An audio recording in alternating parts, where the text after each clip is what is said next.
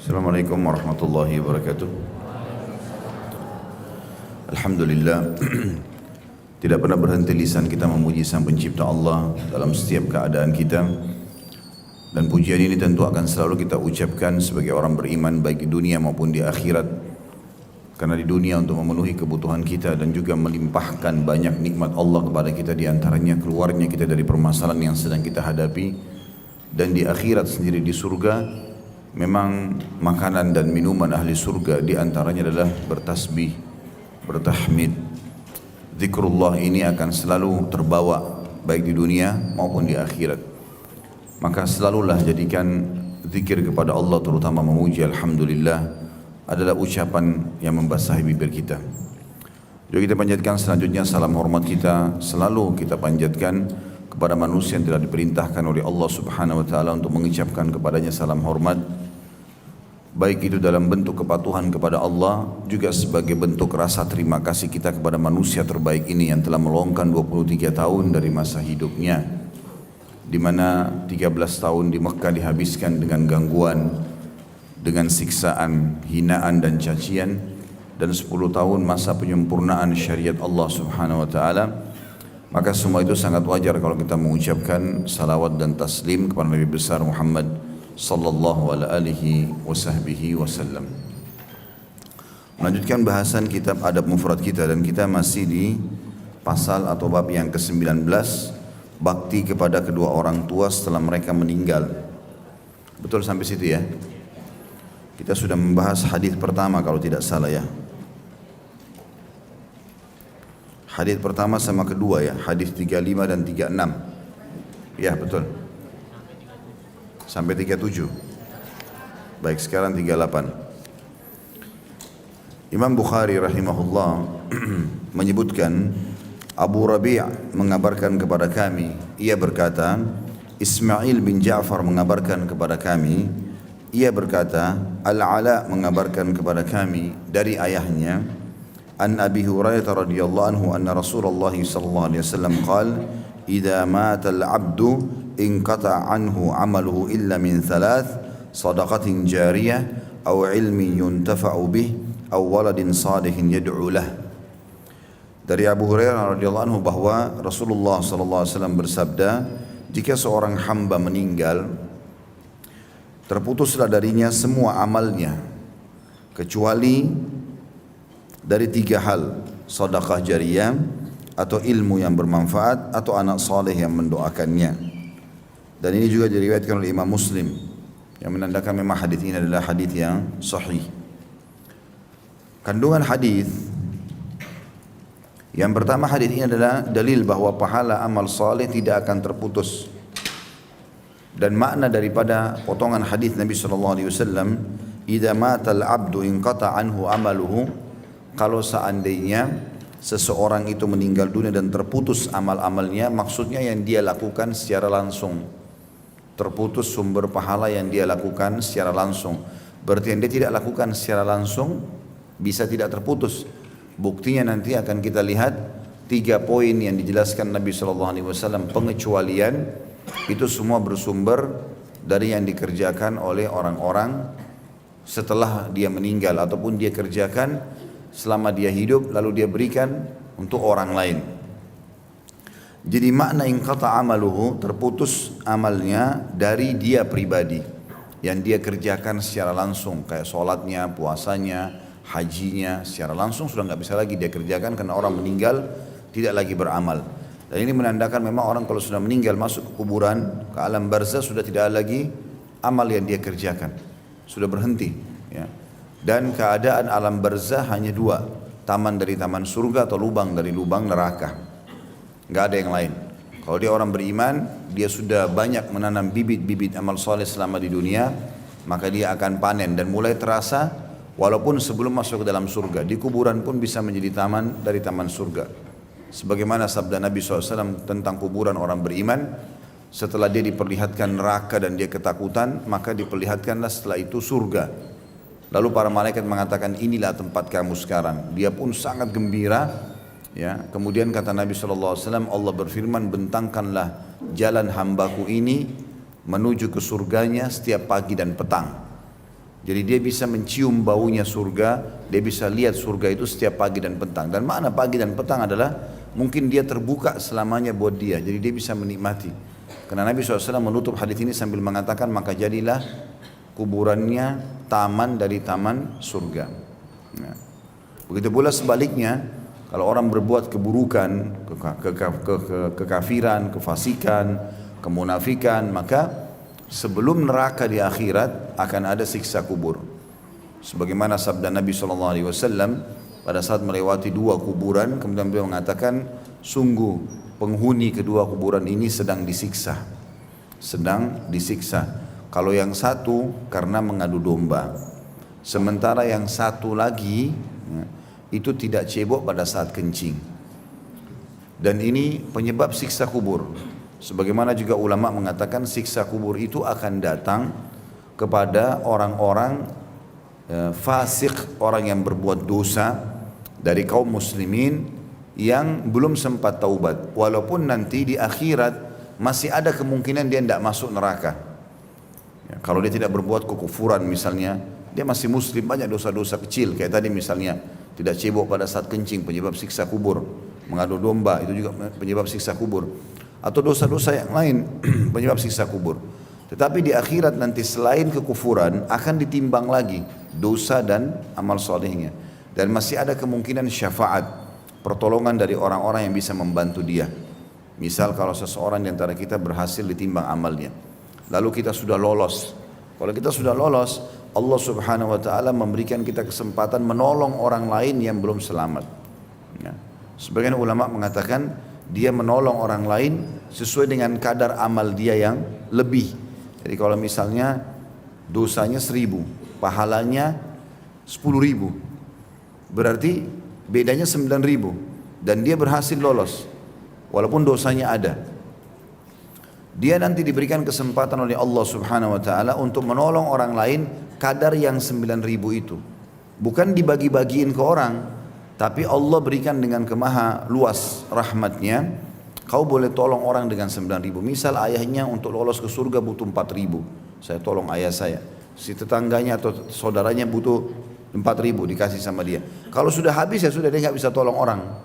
Dia hanya bisa tolong orang sesuai dengan kadar itu saja. Ini sesuai juga dengan sabda Nabi SAW dalam hadis sahih riwayat Bukhari. Sesungguhnya aku mengetahui ada di antara umatku yang bisa memberikan syafaat di timbangan amal nanti hari kiamat itu sebanyak suku Mudar. Mudar ini suku Arab yang besar, ratusan ribu ya, orang, bahkan mungkin jutaan orang jumlahnya. Kata Nabi SAW, ada umatku nanti kan saking banyaknya amal solehnya, kurangnya dosanya, sampai dia bisa menyelamatkan sekian banyak orang, jutaan orang bisa diselamatkan sama dia. Maka ini terjadi tentunya dari rentetan adab atau keadaan kubur sampai ke akhirat nanti. Tapi siksa kubur akan datang. Ya. Makanya Utsman bin Affan radhiyallahu anhu, teman-teman sekalian, dan ini perlu digarisbawahi, beliau pernah membaca ayat hatta zurtumul maqabir. Yang kita sudah hafal semuanya tentang masalah tidak bolehnya sibuk mengumpulkan harta, apalagi tidak mau tahu mana sumber halal atau haramnya, sehingga akhirnya sampai masuk ke dalam kuburan. Ya. At-takatsur artinya memperbanyak harta. Hatta zurtumul maqabir, sampai kalian mendatangi kuburan untuk mati maksudnya. Maka Utsman bin Affan untuk baca ini nangis-nangis sampai pingsan. Kalau Utsman bin Affan jelas anak mantu Nabi SAW, dapat jaminan surga, ya, salah satu khalifah dari 4 khulafa Rasyidin yang masyhur, ya. Banyak hal keutamaan Utsman bin Affan mungkin tidak bisa kita rincikan semua, tapi itu ada bahasan sendiri. Dan di YouTube sudah ada, insya Allah teman-teman kalau ikuti serial Sahabat, ada bahasan tentang Utsman bin Affan ini radhiyallahu anhu. Yang jelas Utsman ini nangis sampai pingsan, dan istrinya memanggil beberapa sahabat Nabi yang masih hidup waktu itu. Lihat Utsman bin Affan ini, umurnya sudah sangat tua waktu itu. Lalu dibangunkanlah, dipercikan air sampai akhirnya sadar. Lalu para sahabat tanya, hai Utsman, ada apa dengan engkau? Dia bilang, saya baca ayat tentang kuburan, maka saya pun takut, maka saya pingsan. Kata beberapa sahabat, kau takut azab kubur sementara kau ini siapa? Yang bahasa Arab itu wa anta, sementara kamu ini siapa? Anak mantu Rasulullah, dijamin masuk surga, banyak mengikuti peperangan-peperangan Nabi SAW, itu kemuliaan luar biasa gitu. Kata dia, apa? Benar yang kalian lakukan. Rasulullah SAW telah menjamin untukku surga di sana. Tapi tidak ada jaminan dari Rasulullah SAW untukku di kuburan. Bisa saja aku disiksa dulu di kubur, baru aku masuk surga nanti. Dan ini sebagian ulama mengatakan, berarti pemahaman dari perkataan Utsman bin Affan, orang bisa disiksa di kubur walaupun belum tentu masuk ke neraka. Kecuali kalau dia buat kekufuran, kemunafikan, udah pasti dia akan kekal di neraka, maka di kuburan pun itu sudah rentetan siksanya. Tapi kalau orang melakukan kayak tadi, orang kencing, tidak cebok misalnya, yang orang kadang-kadang anggap remeh itu, maka dia tetap kena siksa kubur. Kalau di akhirat ditimbang dulu amal baik, amal buruknya. Ini pendapat sebagian tentunya dari kalangan ulama. Kemudian dikatakan poin nomor 2 kandungan hadis adalah perintah agar membekali diri dengan berbagai amal soleh untuk kehidupan akhirat. Dari hadis ini juga difahami agar seorang muslim sibuk dengan amal-amal soleh. Masa lalu kalau ada kelalaian sudahlah, itu masa lalu. Sekarang ke depan, ya, tidak ada kata terlambat bagi seorang muslim. Yang penting mulai hari ini ke depan. Kata para ulama, hari lalumu adalah sesuatu yang harus kamu hisab. Kalau dia kebaikan, syukurlah. Dia penuh dengan sholat, penuh dengan sedekah, penuh dengan majelis ilmu, penuh, oke, syukuri. Kalau dia maksiat, bertaubatlah. Itu hari lalu. Hari ini adalah harimu. Maksimalkan dengan amal soleh. Dan hari esok, kamu hanya bisa berangan-angan. Belum tentu, hidup atau tidak. Maka kita bisa program, bisa kita niatkan, tapi belum kita amalkan. Jadi hari ini. Makanya tidak ada kata terlambat dalam Islam. Ya. Ada orang subhanallah baru taubat, baru beberapa saat taubat, tapi karena dia tulus, maka Allah ampuni semua kesalahannya. Hadits Bukhari yang masyhur tentang orang yang membunuh 99 jiwa.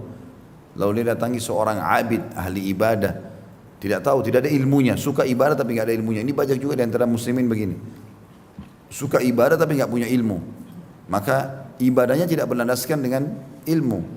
Ini keliru, walaupun banyak dia kerjakan ibadah. Maka orang itu mengatakan, saya sudah membunuh 99 orang. Kira-kira saya masih diterima gak tobatnya? Kata orang itu, 99 orang, mana bisa diterima tobatmu? Dianggap itu dosa besar, yang luar biasa, tidak akan dimaafkan oleh Allah. Maka dia karena jengkel orang ini, tidak ada kesempatan taubat, dibunuhlah orang itu. Digenapin 100. Kata Nabi SAW, maka dia pun membunuh orang itu, digenapkan 100 korbannya. Lalu dia jalan sampai ketemu dengan seorang alim, orang yang punya ilmu agama, gitu kan, faham, dia belajar. Maka ditanyakan, saya sudah bunuh 100 orang, masih bisa saya taubat nggak?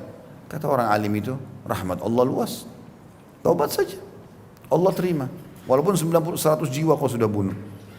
Maka orang itu pun bertaubat, tapi diwasiatkan oleh orang alim ini, dan saya sarankan kamu jangan kembali ke negerimu, karena negerimu itu tempat maksiat. Artinya di situ banyak orang buat maksiat, jadi kiri kanan semua dosa, sehingga dia pun terpengaruh akhirnya. Tapi pergilah ke negeri fulan, disebutkan satu negeri, tapi dalam hadis ini tidak disebutkan negara mana.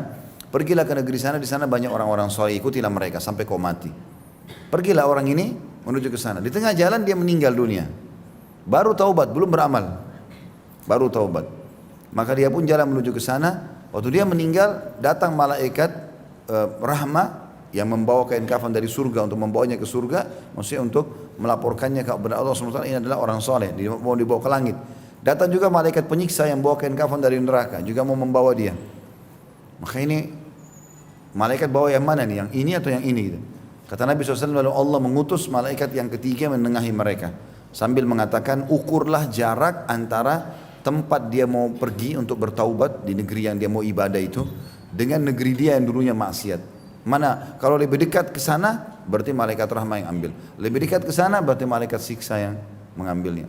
Maka kata Nabi SAW, Allah pun memperjauhkan dan menjauhkan jarak tempat untuk bertaubat, memperdekat jarak negeri yang untuk bertaubat, dan memperjauhkan jarak atau menjauhkan jarak tempat dia bermaksiat dulu.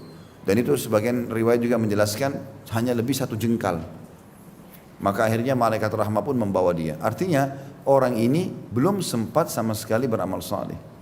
Maksudnya beramal saleh, beribadah ya, yang dia lakukan seperti sholat dan yang lainnya. Tapi taubat sendiri itu ibadah.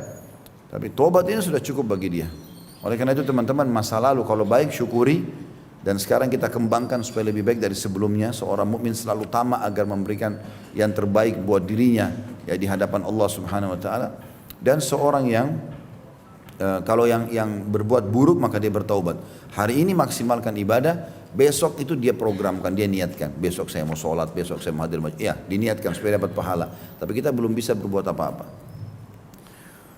Maka pelajaran yang kedua dari hadis adalah perintah agar membekali diri dengan berbagai amal soleh untuk kehidupan akhirat. Apa saja yang Allah perintahkan, baik wajib atau sunnah adalah amal soleh. Apa saja yang Allah larang, kalau dijauhi, haram atau makruh juga amal soleh. Maka pintunya sangat terbuka. Yang ketiga, anjuran agar melakukan berbagai amal yang manfaatnya berkepanjangan seperti membangun masjid dan madrasah serta mengebor sumur. Semua itu termasuk dalam kategori sedekah jariyah. Di dalam hadis ini disebutkan bahwasanya kalau meninggal seorang hamba terputus sumber amalnya kecuali dari tiga. Lalu disebutkan yang pertama sedekah jariyah. Dan sedekah jariyah artinya adalah sedekah yang terus bermanfaat bagi orang lain. Ya. Kalau orang misalnya memberikan baju kepada orang lain, dia dapat pahala, dicatat. Selama baju itu juga masih dipakai, dia dapat pahala. Tapi kalau baju itu sudah sobek, sudah usang, sudah dibuang, sudah selesai. Jadi yang dimaksud sini sedekah jariyah adalah selalu bermanfaat. Makanya di situ ditulis dalam hadis ini atau dalam buku ini, kalau teman-teman bisa lihat penjelasan kosakata di situ dikatakan sedekah jariyah. Coba lihat ya, di halaman 58 bagian atas sekali penjelasan kata ada nomor 2 di situ sedekah jariyah. Contohnya adalah wakaf. Ya, jadi mewakafkan tanah, baik itu untuk pembangunan masjid, rumah anak yatim, membantu janda-janda, ya, apa sajalah ya yang kira-kira bermanfaat untuk umat atau manusia. Ya termasuk jalan, jembatan, sumur, itu yang manfaatnya besar, orang-orang banyak pakai gitu. Ya. Dan ini teman-teman sekalian harusnya dijadikan sebagai sebuah program. Kalau ada di antara kita yang mengatakan, Ustaz, kan bangun masjid itu apalagi wakafin tanahnya mahal, gitu kan. Mungkin tidak semua orang bisa lakukan. Pertanyaan ini kalaupun ada, pernah ditanyakan oleh seorang sahabat kepada Nabi SAW. Waktu Nabi SAW jelaskan, "Man bana masjidan lillahi, manallahu lahu baitan fil jannah." Barang siapa yang membangun rumah Allah di muka bumi, masjid untuk Allah, maka Allah pun akan membangunkan baginya istana di surga. Maka ada sahabat yang mengatakan, ya Rasulullah, tidak semua orang bisa mengamalkan itu. Karena membangun masjid biayanya mahal. Belum tanahnya, ya. Belum lagi bangunannya. Belum perawatan setelah itu.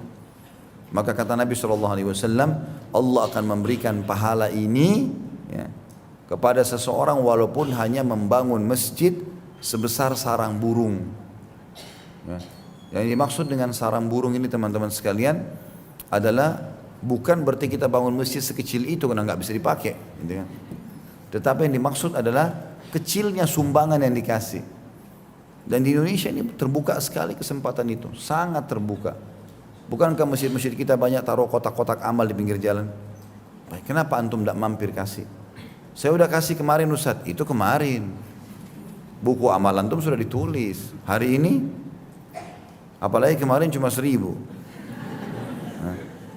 Kasihlah lagi hari ini. Selama kotak amal masih ada, tiap hari antum lewat, tiap hari antum kasih. Tiap hari, karena kita buku amal kita kan tiap hari lembarannya. Maka tiap hari, berarti tiap hari antum nyumbangnya 10.000 hari ini. Berarti sudah dapat istana di surga. Besok kasih 10.000, walaupun masjid yang sama, satu istana lagi di surga. Begitu terus. Kenapa harus puas dengan satu istana saja? Jelas gak ini? Karena orang banyak gitu lewat. Kenapa nggak sumbang? Saya kan sudah kasih kemarin. Itu kemarin. Saya sudah kasih minggu lalu. Saya sudah kasih bulan lalu. Saya pernah nyumbang semen. Itu dulu. Sudah dicatat. Mirip juga dengan orang mengatakan apa? Kenapa kok nggak sholat malam? Dulu saya waktu masih gadis. Dulu saya waktu masih bujang, masih SMA rajin sholat malam. Itu dulu. Sekarang sudah belum gitu loh. Atau kadang-kadang orang bangga dengan amal orang lain. Ibu saya itu, selalu baca Quran. Ibumu, kamu, gitu. Nggak ada urusannya sama kita itu. Dicatat di buku amalnya ibu kita. Ayah saya itu suka silaturahim. Ya, ayahmu, kamu gimana? Makanya pepatah bahasa Arab mengatakan, laisal fata man yaqulu kana abi kada wa kada, walakinnal fata man yaquluha anadha. Bukanlah seseorang laki-laki atau seorang anak muda yang baik ya, yang mengatakan ayahku dulu begini dan begitu. Tapi yang mengatakan bahwasanya ini loh aku sekarang. Jadi amalmu apa? Dia yang ke masjid, dia juga nyumbang. Dan nyumbang ini teman-teman, supaya menjadi sedekah jariyah, tidak harus besar. Semampu kita. Ada di zaman Nabi SAW pernah sahabat bawa 1 dirham. Yang satu bawa 1000 dirham. Bedanya banyak sekali. Saya lupa ya, 100 atau 1000 dirham, salah satunya. Tapi yang satu jelas 1 dirham. Yang satunya ini 1000, 100 atau 1000. Lalu kata Nabi SAW, Allahu Akbar, Allah Maha Besar. 1 dirham mengalahkan ini. Kata para sahabat, ya Rasulullah, maksudnya pahalanya lebih besar dari dirham. Lalu kata para sahabat, ya Rasulullah, bagaimana kami memahami itu? Jelas secara kuantitas, ini 1, ini 100 atau 1000 ini. Bagaimana kami memahami? Jelas ini lebih banyak. Kata Nabi SAW, perhatikan adilnya Islam. Orang yang menyumbang 1 dirham ini enggak punya kecuali itu. Maka Allah catat dia menyumbang seluruh hartanya. Sementara orang yang menyumbang 100 atau 1000 tadi punya banyak harta, jadi itu kecil buat dia. Jadi contoh kita sumbang untuk masjid, kita cuma punya uang 10.000, kita kasih 10.000, memang kita nggak ada kecuali itu.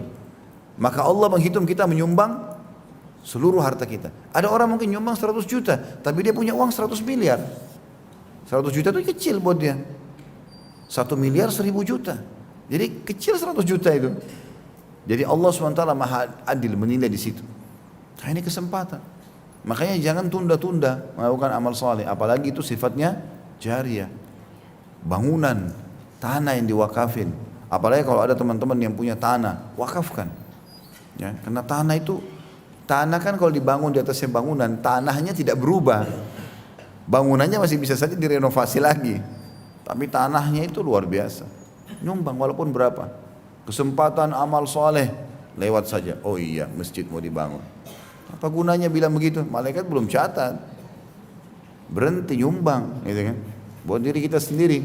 Makanya kata Abdullah bin Mas'ud radhiyallahu anhu, siapa yang bisa meletakkan hartanya di langit sehingga tidak dijangkau oleh tangan pencuri, ya, dan juga tidak dimakan oleh rayap, lakukanlah.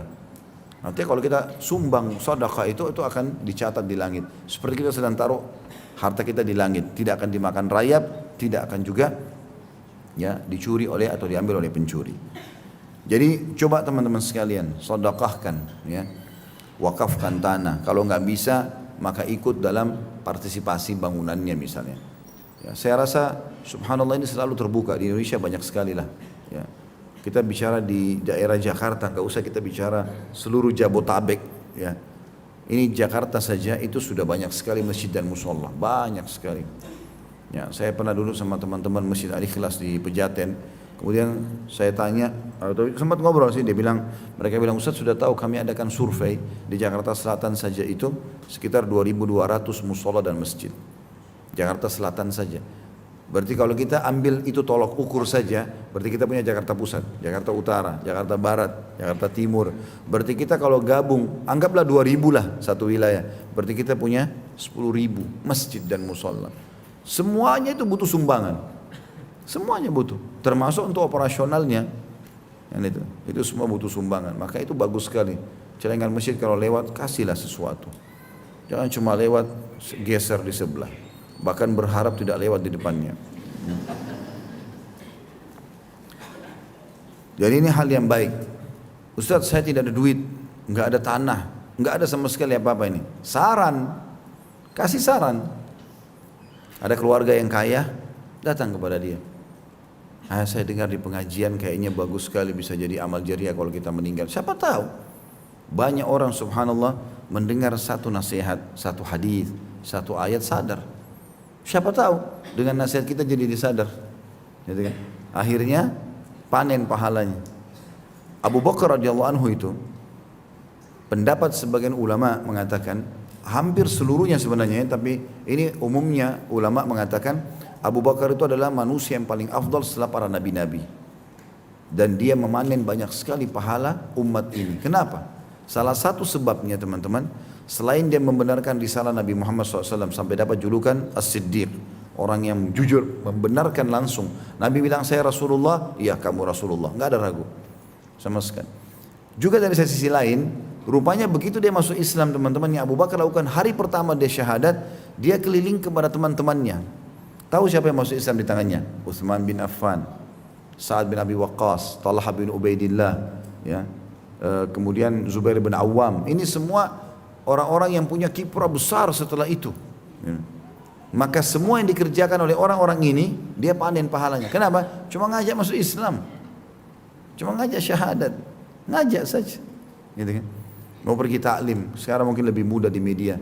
Ada taklim nih di Nurul Bahar, materi ini, ayo kita pergi jam sekian. Antum sebarin, enggak usah banyak, enggak usah terlalu banyak, di kontak antum aja. Siapa tahu ada yang baca, dari sekian banyak orang di kontak kita 100, 200, 2 orang dia datang. Apa? Dia dengar hadis, dia dengar sebuah hadis, sebuah kisah, dia sadar, kita panen pahalanya. Kita lagi tidur di rumah, dia mungkin akhirnya membangun masjid, dia mau apa? Terus kita dapat pahalanya. Berapa banyak pahala itu? Ya, jadi jangan sampai juga mengatakan, oh saya tidak punya materi. Ada nasihat. Tidak ada orang yang tidak punya nasihat ini. Asal mau saja kan. Kita bisa berikan masukan kepada orang lain. Di sini tentu beliau menjelaskan atau diberikan gambaran membangun masjid, madrasah, tempat belajar. Dan madrasah ini juga bisa menjadi amal jariah. Seperti misalnya mereka pakai fisiknya untuk belajar. Atau juga murid-muridnya nanti yang tamat dari situ buka lagi sekolah di tempat lain juga sama, bersambung terus itu. Karena siapa yang menjadi petunjuk, yang menjadi penyebab tunjukan yang pertama, maka dia dapat pahalanya.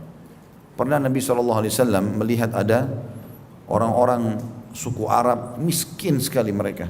Saking miskinnya sampai kelihatan di wajah mereka itu warnanya hitam kemerah-merahan, jadi sering kena matahari.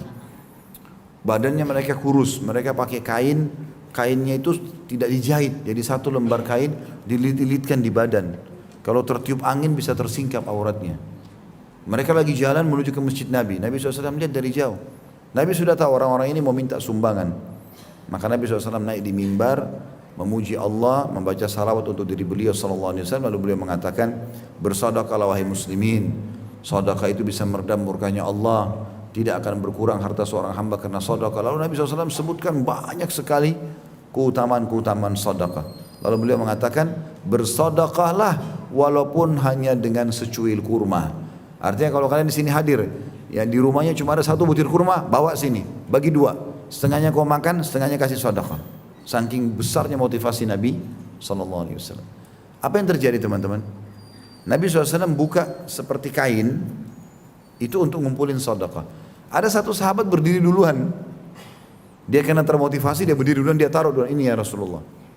Waktu lihat orang itu, orang-orang di masjid pada datang, sumbang semua. Nabi SAW tunjuk orang yang pertama menyumbang. Lalu Nabi SAW mengatakan, siapa yang menjadi penyebab petunjuk orang lain buat kebaikan, dia akan panen pahala orang yang mengikutinya tanpa dikurangi sedikit pun dari pahala mereka. Hanya memulai saja. Makanya antum jangan orang yang menunggu.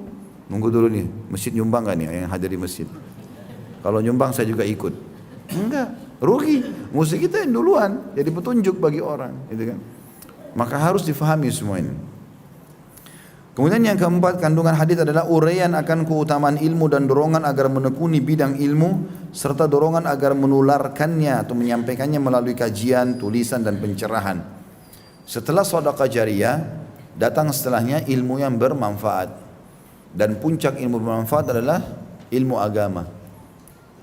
Makanya teman-teman saya sudah ingatkan dan saya ingatkan kembali lagi.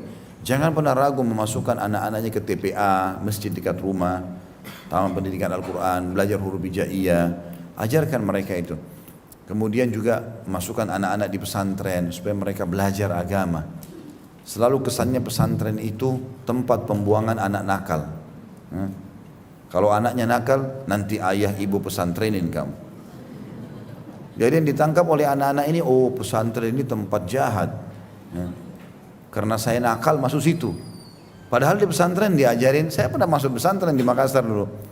Azan disuruh ke masjid, ya. Masuk kamar, ucapin salam, belajarnya ini Allah berfirman, ini Rasulullah bersabda, bagus. Diajar kejujuran, disiplin. Ya, urus diri sendiri, cuci baju sendiri, ya, segala macam sendiri, jadi mandiri. Bagus, kenapa jadi pembuangan anak nakal?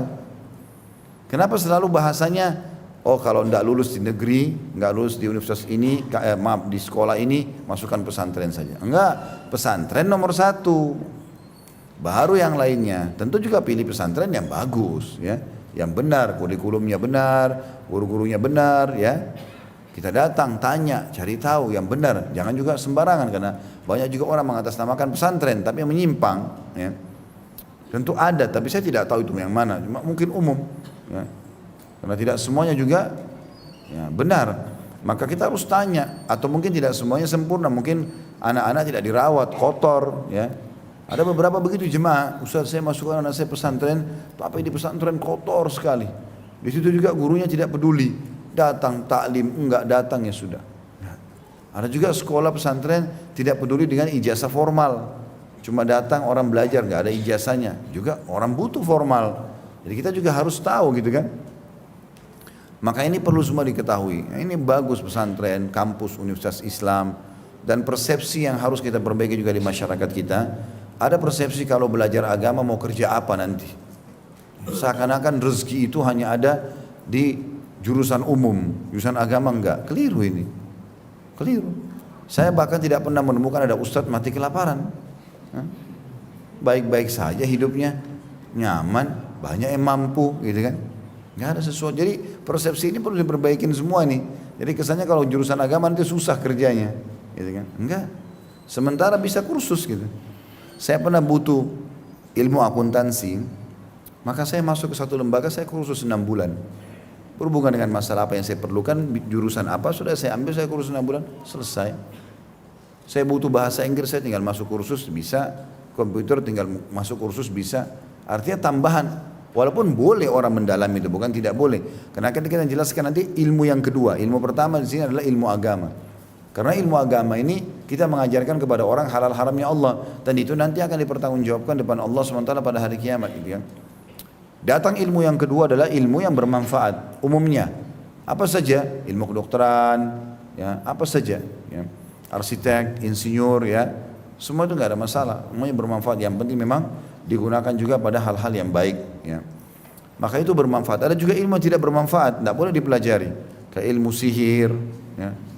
Jadi ada kan orang ilmu sihir belajar kan, bahkan ada universitasnya.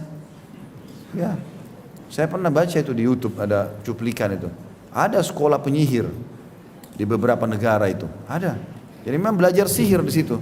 Ada sekolah untuk menjadi pelacur. Ada sekolah. Sekolah dilatih untuk itu. Dia menekuni itu, profesionalnya di situ. Itu kan haram semua, nggak boleh dalam Islam. Jadi tidak juga semuanya. Jadi ada yang bermanfaat, ada yang tidak. Maka ini harus juga diperhatikan. Nah ilmu ini kalau kita ajarkan pada orang lain akan sangat besar. Dan ilmu ini teman-teman diikhlaskan niatnya, kalau untuk, walaupun ilmu agama atau ilmu umum, diikhlaskan niatnya. Belajar untuk mengetahui ilmu yang bermanfaat supaya bisa diajarkan kepada orang lain, dipraktikkan. Karena banyak juga orang sarjana banyak, setiap tahun tamat berapa sarjana, tapi nggak diamalin ilmunya, gitu kan? Mesti diamalkan ilmu itu. Dan kalau mau masuk kuliah, cari jurusan yang memang kita tahu kita akan bisa tekunin. Bukan hanya sekedar namanya kuliah. Jadi kuliah tahu kalau saya tamat saya akan begini dan begini. Sudah ada program masa depan. Jadi ilmunya bermanfaat. Kalau cuma sekedar ijazah, nama saja sarjana, ini nggak cukup. Untuk apa formalitas? Ijazah itu kertas biasa saja. Cuma simbolik. Yang penting sekarang adalah ilmunya.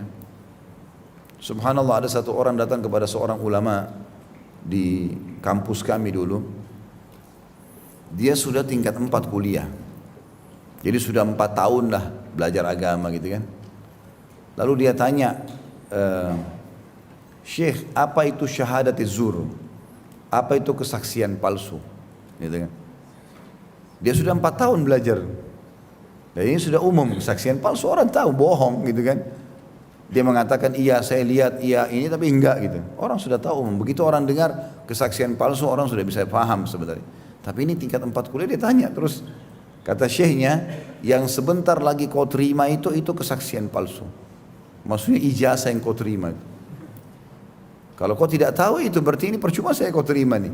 Karena cuma simbolik saja gitu. Jadi mestinya memang ilmu yang bermanfaat dan dikembangkan dalam bentuk tulisan. Ini juga masuk semua dalam ilmu bermanfaat adalah, saya pernah kasih tahu ibu-ibu yang misalnya mahir masak, Allah berikan dia keterampilan dalam meracik resep misalnya makanan, ya, maka diajarkan pada orang lain, dikembangkan. Kalau ibunya sudah meninggal, anak-anaknya kembangkan, betul dalam bentuk tulisan, dikembangkan apa saja. Ilmu-ilmu yang bermanfaat ini yang kira-kira manusia bisa ya manfaatkan, maka bisa dikembangkan. Yang kelima, hadis ini merupakan dalil bahwa pahala doa dan sedekah akan sampai kepada mayit. Ya, diambil daripada potongan yang ketiga dari hadis, bahwasanya anak soleh yang mendoakan, anak soleh yang mendoakan. Dan ini juga keutamaan orang yang memiliki keturunan.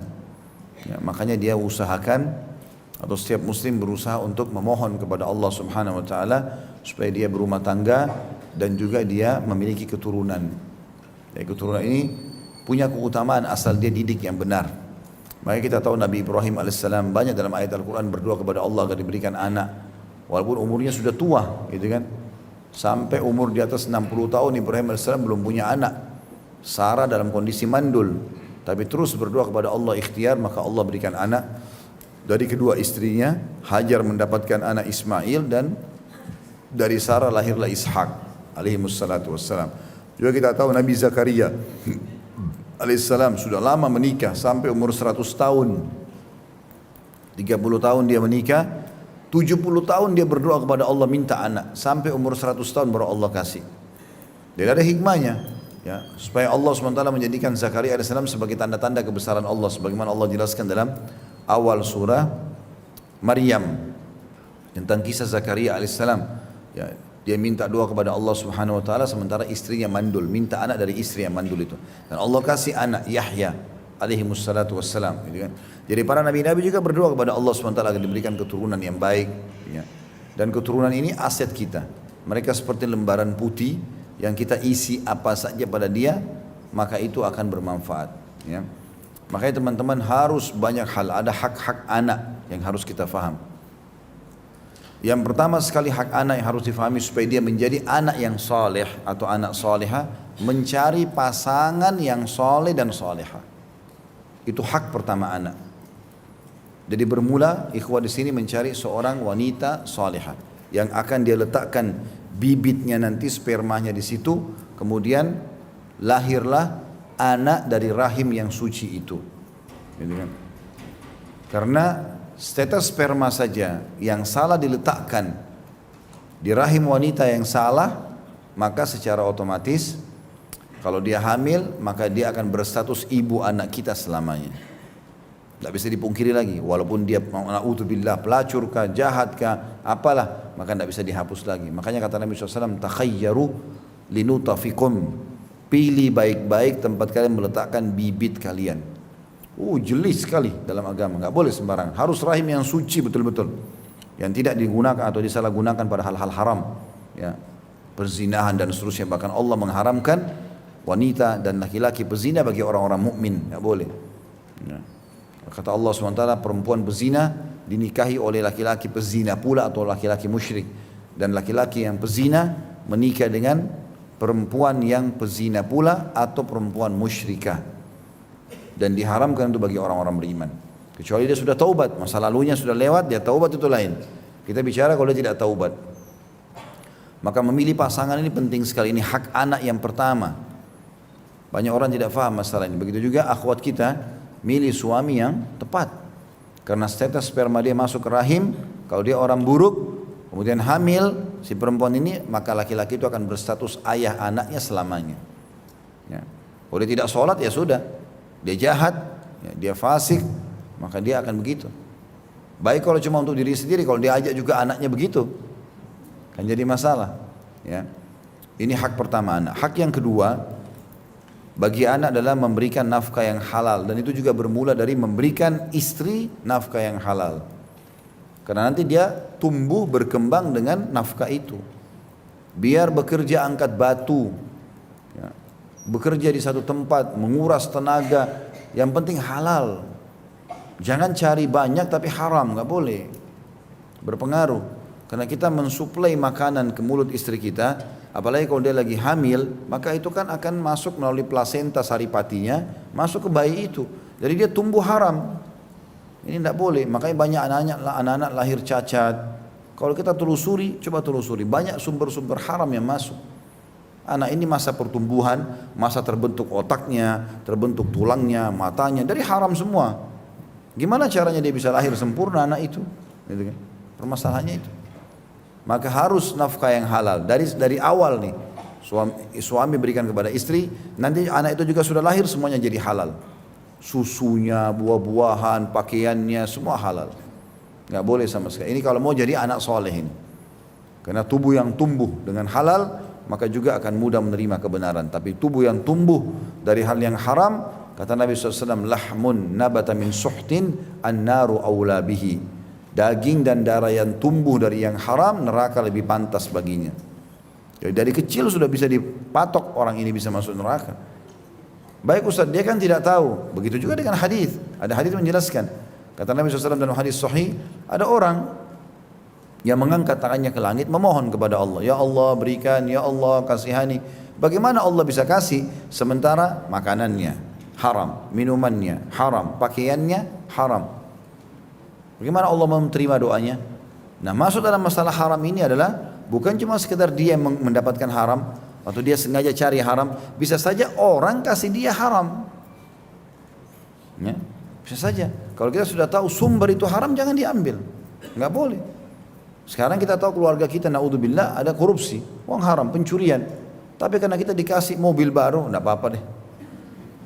Haram, nggak boleh. Atau diumrohin, atau dihajiin, tapi dari uang haram, nggak boleh, sama sekali. Atau manipulasi data, atau. Tentu kalau kita tidak tahu, kita nggak tahu, dan kita memang tidak tahu orang ini sumbernya halal atau haram, boleh kita ambil. Kalau kita tidak tahu. Sekarang orang belanja di toko saya, bawa duit, saya nggak usah tanya, sebentar, kamu halal nggak? Nggak boleh, nggak ada urusannya. Tapi kalau kita tahu orangnya memang pezina misalnya, sumbernya dari situ, kita boleh tolak, maaf saya nggak terima. Karena hasil dari perzinahan, dari perbuatan keji ini nggak boleh diterima oleh orang beriman. Karena kita tahu sumbernya haram, nggak boleh. Kalau kita tidak tahu beda, gitu kan? Maka ini semua harus juga diperhatikan ini. Itu hak yang kedua, masalah nafkah, ya, memberikan kebutuhan anak. Nah, itu dari belum dia lahir sampai dia dewasa nanti. Kalau anak laki-laki kewajiban orang tua sampai balik, kalau anak perempuan sampai menikah. Ya. Dan dalam pemberian nafkah wajib adil. Anak laki-laki, anak perempuan sama rata dikasih. Kata Nabi SAW, adillah pada anak-anak kalian. Ya.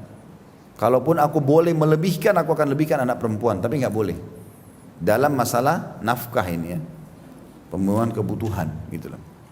Kalau warisan berbeda, warisan laki-laki dapat 2, perempuan 1. Kalau warisan, karena laki-laki punya kewajiban menafkahi dirinya dan menafkahi keluarganya. Perempuan dinafkahi oleh orang tuanya sebelum menikah. Kalau sudah nikah suaminya nafkahi, maka dia aman dari semua keadaan atau semua sisi hidupnya. Kemudian yang ketiga yang merupakan hak anak adalah memilihkan nama yang baik. Memilihkan nama yang baik. Dan ini memilih nama yang baik teman-teman, banyak sekali hadis itu. Kata Nabi SAW, pilihlah nama-nama yang baik buat diri kalian, buat anak-anak kalian ya. Karena dengan nama itu kalian akan dipanggil juga pada hari kiamat. Perbaguslah nama itu. Nama yang paling baik bagi laki-laki semua penisbatan hamba kepada Allah, seperti Abdullah, Abdurrahman, Abdul Ghafur, itu nama yang paling baik. Kata Nabi SAW, nama yang paling Allah cintai Abdullah dan Abdurrahman. Ustaz, tetangga saya sudah banyak namanya Abdullah. Nggak apa-apa,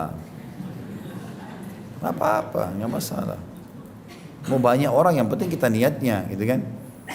Setelah itu datang semua nama-nama nabi-nabi, ya, nama nabi-nabi. Dari Adam, Hud, Saleh, Shu'aib, Musa, Isa, Daud, Sulaiman, Ilyasa, Ilyas, Zakaria, Yahya, semua ya, sampai Nabi Muhammad SAW. 25 Nabi dan Rasul ada disebutkan di dalam Al-Quran. Dan ini dipilih satu nama saja. Adam ya Adam, Nuh ya Nuh, Muhammad ya Muhammad. Kita Muhammad, Yusuf, Harun. Muhammad Nabi, Yusuf Nabi, Harun Nabi. Siapa yang mau dipanggil? Nah, satu nama saja. Makanya kita temukan nabi-nabi satu nama kan? Hud satu, Nuh. Allah sebutkan nama-nama dalam Al-Quran. Surah Ibrahim, surah Nuh, surah Yunus. Nama nabi-nabi satu. Jadi kan? Tidak usah banyak-banyak namanya. Kan paspor butuh 3 nama Ustaz. Ya, nama antum, nama ayah, nama kakek.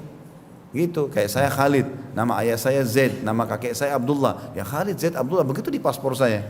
Enggak usah semuanya kita borong sendirian. Nah, satu nama. Begitu juga kita lihat perempuan, istri-istri Nabi, Aisyah, Hafsah, Sauda, satu nama semua. Gitu kan? Ummu Salamah itu karena anaknya namanya Salamah, maka dikatakan Ummu Salamah. Gitu kan? Hindun, Zainab, satu nama. Anak-anak Nabi juga begitu, satu nama. Maka satu nama ini penting ya untuk dipakai, dan juga perlu digarisbawahi, panggil nama itu lengkap. Ahmad ya Ahmad, Muhammad ya Muhammad, jangan mat. Hah? Lah ya, Muhammad artinya mulia. Kan antum kalau memuji Allah, alhamdulillah, hamada yahmadu, Muhammadun Ahmad, sama artinya, terpuji. Kalau antum ganti Muhammad panggil mat itu kalau dalam ilmu tajwid panjang. Beda arti. Panggil lengkap Muhammad, ya. Atau kadang-kadang namanya sudah bagus dikasih orang tuanya Muhammad, diganti nama apalah. Mungkin waktu dia kecil gendut dipanggil gendut. Kenapa panggil gendut ini? Panggil Muhammad namanya, misal contoh. Begitu juga dengan nama perempuan. Tidak usah banyak-banyak, saya begitu. Karena ayah saya kebetulan punya klinik di Makassar, ibu saya dokter, jadi sering ada orang melahirkan.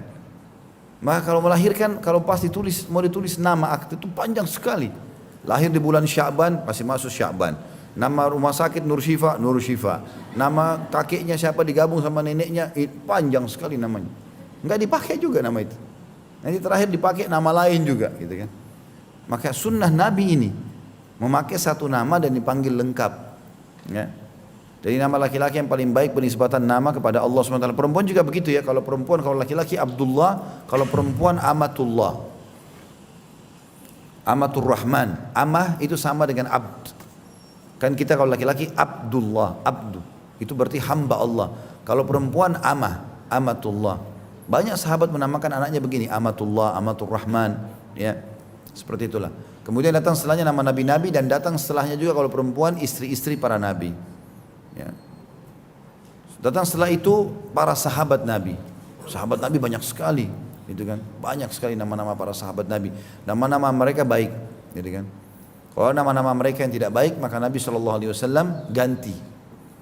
Dan saking pentingnya memilih nama baik ini, sampai Nabi SAW pernah menyuruh sahabat memerah susu unta. Jadi ada unta kebetulan, terus Nabi bilang, siapa yang memerah susu ini buat kami? Berdiri satu orang mengatakan, saya Rasulullah. Yang Nabi tanya apa? Siapa namamu? Namanya yang ditanya. Lalu orang itu mengatakan namanya, kalau saya tidak salah namanya itu Pahit, ya, Mur, Pahit namanya. Kata Nabi SAW, jangan kau perah, ganti yang lain. Siapa yang perah? Saya Rasulullah. Nama yang kedua juga namanya buruk. Nabi bilang jangan kamu. Sampai terakhir ada sahabat ditanya, siapa namamu? Dia bilang Yaish. Yaish itu artinya hidup. Kata Nabi SAW, perahlah kamu. Jadi saking pentingnya nama pun Nabi larang merah susu kalau namanya tidak baik. Sampai seperti itu. Ada riwayat lain, Nabi Muhammad SAW pernah melewati sebuah jalan. Jadi kebetulan jalan itu agak menyempit, dihimpit dua gunung. Waktu Nabi mau lewat, Nabi berhenti dulu SAW. Lalu beliau tanya para sahabat, siapa yang tahu namanya dua gunung ini? Ada sahabat bilang, saya Rasulullah. Kalau yang sebelah kanan namanya Mukhzi, penghina. Kalau yang sebelah kiri namanya Mufdi, yang membongkar aib. Kata Nabi SAW, cari jalan lain. Nabi nggak mau lewat di situ, hanya karena namanya buruk. Gitu, saking pentingnya kita memilih nama baik. Allah SWT mengajarkan kita juga untuk memilih nama-nama yang baik. Allah punya nama-nama baik kan? Asmaul Husna artinya nama-nama yang mulia. Begitu memang. Allah memberikan juga nama para nabi nama-nama yang baik. Kita pun diperintahkan begitu dalam syariat. Maka ini penting teman-teman sekalian, gitu kan? Baik Ustaz, kita sudah terlanjur buat sekarang akte lahir. Bagaimana? Kalau bisa diproses-proses. Kalau enggak, paling tidak Bapak Ibu sudah ganti nama panggilannya. Karena kadang-kadang artinya mungkin kurang baik, maka kita ganti nama panggilan kita. Bukan mustahil dipanggil Aisyah, dipanggil Hafsah, panggil Sofia, panggil Sauda, istri-istri Nabi ada kan? Mungkin teman-teman laki-laki dipanggil Ahmad, panggil Mahmud, panggil Muhammad, panggil Yusuf, Saleh, Hud, Syuaib, ya panggil nama-nama Nabi. Pakai itu nama kita melekat. Walaupun di KTP beda, tapi nama orang panggil ya nama ini. Paling tidak itu langkah pertama lah, gitu kan? supaya memang sudah ada nama panggilan. Itu kan biasa. Bahkan kadang-kadang kita di beberapa lembaga kan ditulis namanya asli siapa, aliasnya apa. Ya, pernah lihat nggak? Kan gitu. Nah, nama panggilannya siapa? Ada nama panggilan. Wajar saja orang punya nama panggilan itu. Lebih baik kita pakai nama panggilan yang baik dan kita iklanin. Saya sekarang nama saya ini ya dipanggil. Nah, ini termasuk ya. Dan kalau sudah punya anak, itu disunnahkan, sunnah Nabi SAW dinisbatkan kita kepada anak. Nah, kalau kita punya anak, belum punya anak laki-laki, maka dinisbatkan kepada anak perempuan tertua. Misal ada seorang namanya Zainab, anaknya namanya Aisyah. Dia tidak punya anak lain, maka dia dipanggil Ummu Aisyah. Ummu Aisyah. Ya, kalau suaminya dipanggil Abu Aisyah. Itu sunnah Nabi, dipanggil begitu. Namanya bahasa Arabnya kunyah. Panggil begitu. Makanya Nabi SAW dipanggil Abul Qasim, Abul Qasim. Ya, karena anak beliau pertama laki-laki Qasim. Nah, kalau ada anak laki-laki maka dinisbatkan kepada anak laki-laki. Walaupun anak laki-laki itu anak yang kelima misalnya. Ya. Maka itu sunnah Nabi SAW. Saya punya anak perempuan pertama namanya Nusaibah. Tapi tadinya saya dipanggil Abu Nusaibah sama teman-teman dekat saya. Setelah lahir anak saya laki-laki ada Uwais namanya. Saya berikan nama Uwais. Ada nama seorang tabi'in yang masyhur dengan kesolehannya. Maka saya panggil Abu Uwais. Sudah berubah dan itu sunnah Nabi SAW. Ya, dipanggil dengan julukan-julukan ya, seperti ini, kunyah juga. Maka memilih nama yang baik buat anak penting, itu hak dia. Ya, lalu dipanggil dengan nama yang lengkap, ya, makna yang baik dan seterusnya.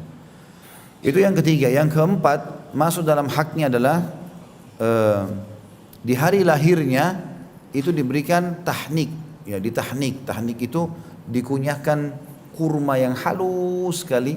Kita yang kunyah atau kasih satu orang soleh mengunyahnya. Lalu tempelkan di langit-langitnya, di gusi bagian atas. Bukan gusi depan, bagian dalam ya. Diletakkan, tapi sedikit saja. Ada juga ikhwah nggak paham kadang-kadang satu butir kurma masukin, keselak nanti anaknya. Satu butir kurma itu sedikit, karena bayi masih belum apa-apa, belum bisa apa-apa. Jadi biarin dia yang menyedot itu. Kalau saya biasa mentahnik itu ambil secuil saja kurma, dikunyah sedikit sampai halus ditempelin lagi. Dia lama dikunyah sama dia itu. Sebagian ulama ada yang membahas masalah ini kalau kurma sangat bagus buat pencernaan karena dia baru awal mengenal alam ini. Tadinya kan dia di perut ibunya. Maka itu ditahnik. Dan ini tidak ada batas hari. Ada sebagian ulama mengatakan dari awal lahir sampai hari akikahnya, hari ke-7. Nanti kita bahas yang poin setelahnya masalah akikah itu. Jadi ditahnik. Ya. Paling bagus kurma ajwa. Yang biasa orang bilang kurma Nabi. Kalau nggak ada kurma apa saja nggak masalah. Gitu kan? Dikunyahkan itu selain daripada ASI ya. Selain daripada ASI. Kalau teman-teman ada di rumah air zam-zam, bagus ya. Kurmanya dicelupin dulu di air zam-zam ya. Kemudian kita baru kunyah, baru kita tempel, itu bagus juga. Ya, itu juga sangat baik ya. Yang jelas tahnik ini bagian daripada sunnah Nabi alaihissalam. Semua orang-orang Madinah kalau anaknya baru lahir, maka dibawa ketemu dengan Nabi SAW. Kemudian beliau pun mentahniknya, mengunyahkan kurma lalu ditempelin di langit-langitnya. Lalu mengelus rambutnya dan juga memberikan nama. Waktu Abdullah bin Zubair radhiyallahu anhu lahir, itu orang-orang Yahudi sempat menyebarkan isu di Madinah, kalau umat Islam sudah kami sihir sehingga tidak ada anak laki-laki yang lahir. Karena selama 4 bulan berturut-turut setelah hijrah ke Madinah, tidak ada satupun perempuan muslimah melahirkan laki-laki, semuanya perempuan yang lahir. Selama 4 bulan, satu kota Madinah. Orang setiap hari ada saja wanita yang melahirkan, tapi ini 4 bulan karena ada laki-laki, semuanya perempuan. Maka orang Yahudi sebarin isu itu. Datanglah Zubair bin Awam sama istrinya Asma binti Abi Bakar dari Mekah hijrah dalam kondisi hamil. Berapa hari kemudian lahir anak laki-laki. Maka akhirnya Nabi SAW gembira dengan itu karena menepis isunya orang-orang Yahudi ini. Lalu dibawalah ke depan Nabi SAW lalu Nabi mentahniknya. Ya, mengunyah kurma, ditempelkan lagi-lagi lalu diulus kepala lalu diberikan nama Abdullah. Maka bernamalah dia Abdullah bin Zubair radhiyallahu anhum ajma'in. Hak yang selanjutnya yang kelima ya. Betul nggak? Catat nggak ini? Catat di mana? Hah? Di otak. Baiklah. Akikah ya. Karena akikah ini hak anak. Kata Nabi SAW, semua bayi yang baru lahir tergadai dengan akikahnya. Ini kewajiban orang tua. Bagi anak laki-laki 2 ekor kambing, anak perempuan 1 ekor kambing. Ini semua rentetan kalau mau jadi anak soleh ya. Memang ini tangga syariat ya, rentetan hukum syariatnya begini. Diakikahkan, dan ini akikah yang paling afdal di hari ke-7. Jadi dihitung misalnya hari ini lahir, ya ini hari ini sudah hari 1. Jam berapapun dia lahir, pokoknya hari ini dihitung 1. Karena sering ada ikhwah bertanya sama saya, Ustaz, anak saya lahir hari Kamis, saya mulai hitung hari kapan? Ya hari Kamis itu. Pas dia lahir, walaupun jam 11 malam, tetap mulai sudah dihitung 1 hari pertama itu. Berarti mulai Kamis, Jumat, Sabtu, Ahad, Senin, Selasa, Rabu. Berarti Rabu depan sudah akikah. Gitu. Dan akikah ini wajib bagi orang tua yang mampu. Kalau orang tua tidak mampu maka tidak wajib bagi mereka. Sebagian pendapat ulama gugur. Tetapi tetap saja seseorang berusaha. Salah satu pintu bolehnya membuka pintu hutang kalau seseorang tahu dia akan bisa bayar. Kan itu boleh orang hutang. Kalau dia darurat, kayak misalnya dia mau akikah, sekarang dia tahu anaknya lahir di awal bulan misalnya, dia belum terima gaji, dia pegawai.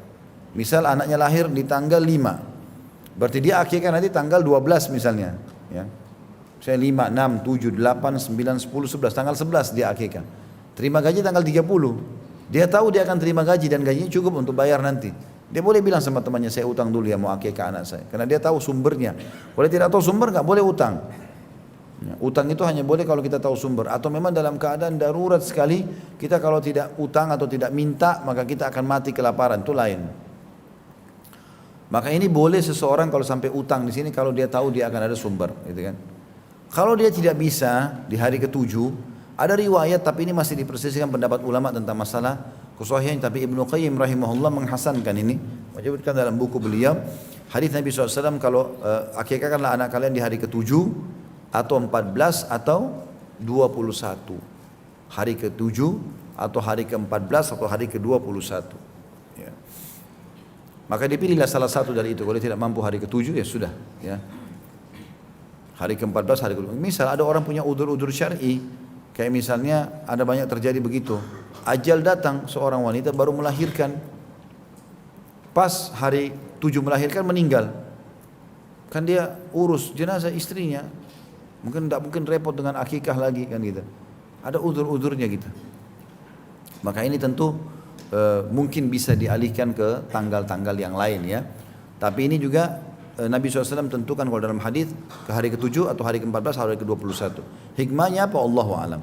Tapi kita lihat subhanallah ini memang penyampaian Nabi SAW yang melakukan kelipatan 7. Ada juga riwayat lain memang ya, seperti menggunakan daun sidir dalam berobat sihir ya, daun bidara. Ya, kalau orang kena sihir, kena ain, penyakit hasutnya orang, cara pengobatannya banyak. Di antaranya ruqyah, di antaranya makan kurma ajwa, di antaranya mengkonsumsi daun sidir. Jadi teman-teman tanam di rumah itu pohon sidir. Di Jakarta orang biasa bilang bidara, ya. Atau ada juga orang mengatakan pohon apel India. Kalau tidak tahu, search aja di Google, ada kelihatan daunnya, liatin pohon-pohon, penjual pohon di jalanan, ini saya mau pohon ini. Kecil, beli aja yang kecil jadi murah. Nanti tanam di rumah biar di pot, asal dia lembab itu subur. Nanti buahnya seperti buah apel. Itu Nabi SAW menyuruh kita menggunakan setiap 7 lembar. Per 7 lembar diulek atau di blender, nanti ditaruh di air yang kita mau minum ataupun kita ditaruh di air yang kita mau mandi. Ini juga dipakai untuk mandiin jenazah. Tapi di sini ada hadis yang menjelaskan 7, kelipatan 7, nanti 14, 21 dan seterusnya. Yang jelas kita kembali ke tadi masalah akikah ini, ya. Dan akikah ini mirip dengan kurban. Artinya kalau kambing sama domba, ya kalau domba ada yang mengatakan pendapat minimal 6 bulan. Kambing minimal 1 tahun, karena domba lebih besar biasanya. Tapi kalau umumnya pendapat mengatakan kambing sama domba sama minimal setahun. Yang jantan betina nggak masalah, yang penting jangan cacat. Nggak boleh tanduknya patah, nggak boleh matanya buta, nggak boleh kakinya pincang, sempurna lah. Karena itu dikasih untuk Allah atau di jalan Allah Subhanahu Wa Taala. Dan khusus akikah nggak boleh ganti hewan lain. Jadi nggak boleh sapi misalnya, walaupun dia keluarga kaya. Kan hewan ternak yang boleh disembeli dalam ibadah itu kan kambing, sapi sama unta kan. Pernah di zaman Nabi SAW sudah meninggal, waktu Nabi SAW sudah meninggal, keponakan Aisyah, anaknya Abdurrahman lahir. Karena keluarga mereka orang kaya, maka dan gembira dengan kelahiran bayi ini, mereka sembelih unta. Dianggap unta lebih mahal, lebih besar, sebagai tanda syukur kepada Allah. Begitu Aisyah orang tiba di rumah itu, langsung disampaikan kalau ini daging unta. Kata Aisyah, keliru. Nabi SAW memerintahkan domba atau kambing. Jadi memang nggak boleh diganti. Karena ini pernah saya dengar sendiri, subhanallah, saya waktu itu sempat masuk ke salah satu penginapan. Saya pernah pergi dengan keluarga. Kan biasanya kita kalau pertama taruh kartu untuk nyalain lampu, kan TV-nya otomatis nyala. Saya kan alhamdulillah tidak nonton TV-TV seperti acara apapun, saya jauhi semuanya. Dan saya berusaha ajak keluarga saya juga begitu supaya tidak terpengaruh. Tapi waktu itu pasti nyala. Pas ada TV, masalah ceramah. Karena saya ceramah, saya sempat lihat sepintas, bahas masalah akikah. Lalu unik juga ustadznya, semoga Allah kasih hidayah. Saya tidak tahu siapa orang itu, tapi dibilang, orang pembawa acaranya bilang, Ustadz, akikah itu gini-gini, kambing, iya kambing. Boleh nggak hewan lain? Boleh. Makin besar hewannya, makin besar pahalanya. Wah, ini tanda tanya ilmu dari mana ini? Sementara memang Nabi SAW menyuruh waktu Hasan dan Husain lahir radhiyallahu anhum, cucu Nabi SAW, Nabi suruh Ali dan Fatimah menyembelih kambing. Itu juga dengan para sahabat, gitu kan? Disuruh menyembelih kambing ataupun domba. Jadi tidak bisa dialihkan ke hewan lain. Dan ini juga pelajaran teman-teman, kalau kambing dan domba ini adalah hewan yang disunnahkan untuk dimakan. Ya, jadi banyak orang di Indonesia nggak mau makan kambing. Ya, ini perlu saya luruskan. Mulai sekarang pulang makan kambing ya. Apalagi sebentar lagi Idul Adha. Ada banyak masjid begitu kasih kupon kambing, ya kambing. Dikembalikan, minta sapi. Ya. Bukan nggak boleh sapi, tapi jangan juga nggak suka sama kambing ini. Kalau ada orang di antara kita pernah makan, kemudian dia makan kambing, bau, minyaknya banyak, itu kan cara masaknya. Nggak boleh kambingnya, karena kambing ini memang secara khusus, ya, itu memiliki dalil-dalil tentang sunnah untuk dimakan. Ada 3 dalil. Yang pertama hadis Bukhari tentang Nabi SAW gemar sekali makan kambing. Bahkan beliau gemar sekali makan paha kambing. Berarti kalau orang makan kambing dengan niat Nabi suka, pahala. Yang kedua, ada tentang akikah. Dan sudah jelaskan tadi, tidak boleh ganti hewan lain. Dan ini bukan khusus orang Arab. Jadi kalau ada mengatakan kambing itu makanannya orang Arab, keliru. Makanannya orang Islam. Karena dia orang bule, dia orang Arab, dia orang hitam di Afrika, dia orang Melayu di Asia. Lahir anak laki-laki, 2 ekor kambing. Anak perempuan, 1 ekor kambing. Dan sunnah makan sebagian dagingnya. Memang sunnah begitu. Makanya Nabi SAW berkata kepada Ali bin Abi Thalib, ya, bagikanlah kepada orang-orang dan ambillah sebagian untukmu dan keluargamu. Disuruh makan. Nabi SAW juga makan sebagian dari daging kambing itu. Maka ini akikah sangat dalil yang sangat jelas kalau kita harus mengenal kambing itu. Kemudian yang ketiga masalah Idul Adha yang akan datang nanti ini. Walaupun kita boleh sapi, boleh unta, tapi tetap lebih afdal kambing. Banyak dalilnya. Yang pertama, dalil penyebab kapan disyariatkannya kurban ini?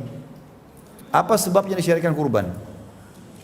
Kisah penyembelihan Ismail alaihissalam. Baik, waktu nggak jadi disembelih Ismail diganti apa sama Allah?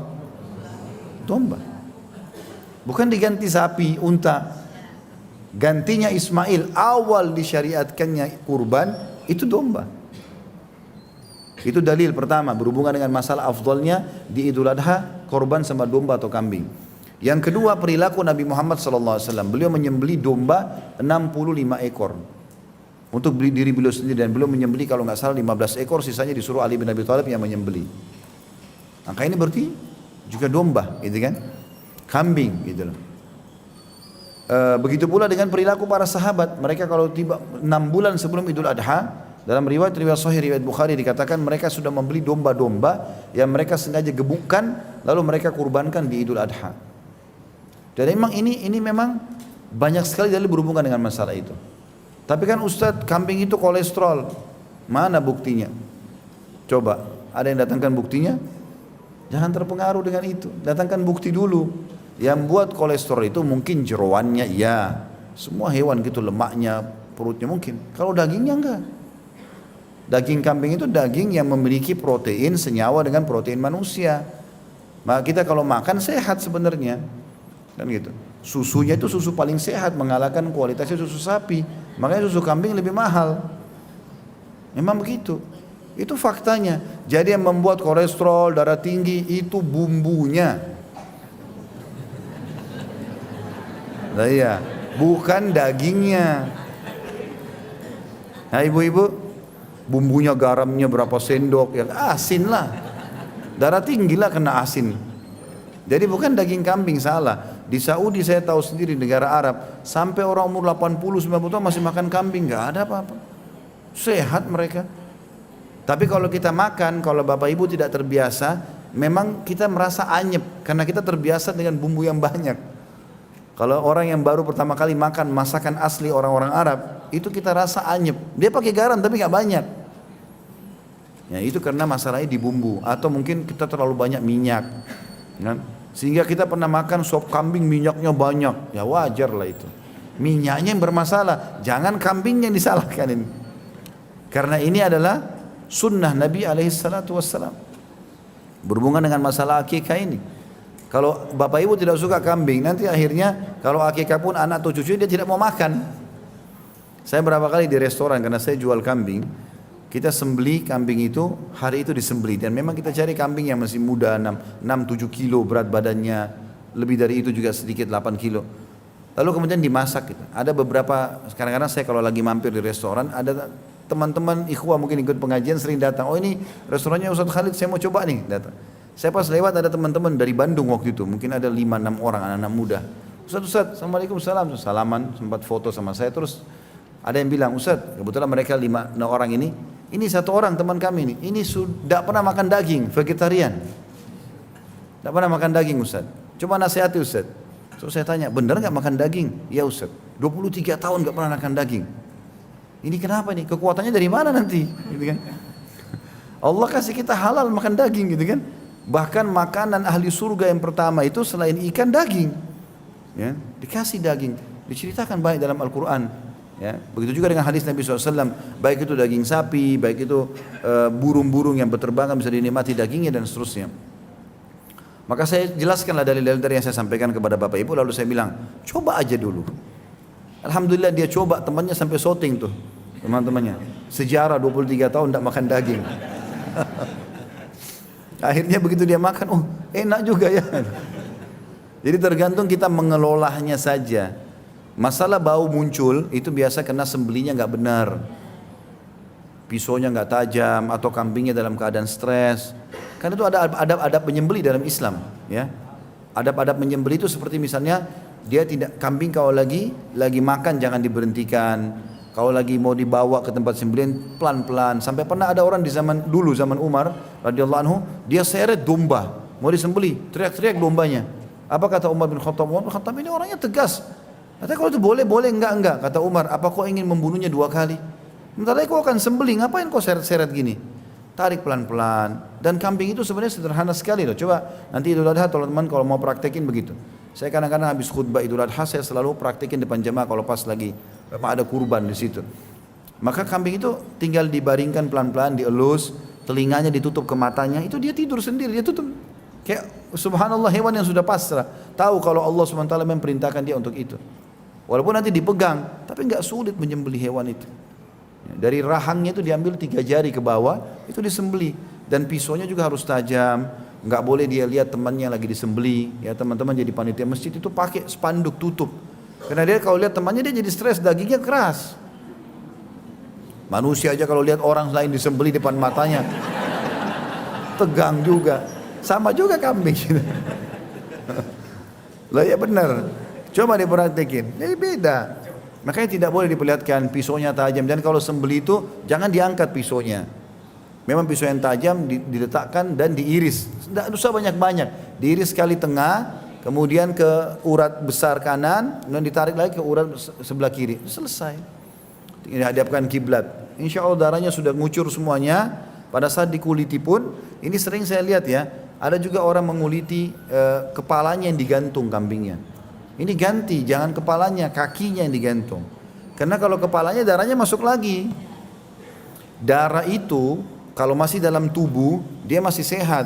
Kalau sudah keluar kena udara sedikit saja itu bisa teman-teman tanya teman-teman medis itu. Itu terkontaminasi dengan bakteri. Nah sekarang kita kalau sembelih kan darahnya kena udara. Makanya dia digantung kakinya jadi darahnya ngucur semua baru dikulitin. Persepsi juga sebagian ibu-ibu ya, saya dengar gitu dari istri saya. Katanya kalau daging masih ada darahnya berarti lebih segar. Enggak harus, mungkin sudah dicuci darahnya. Bahkan darah itu kalau kena udara malah tidak baik. Itu. Seperti itulah. Lalu dikulitin, dibersihkan semuanya, insya Allah dengan cara-cara begitu bisa baik gitu ya. Baik, itu kita ambil hikmah dari masalah hak yang kelima, masalah akikah. Jadi akikah itu harus dijalankan semampu seseorang gitu kan.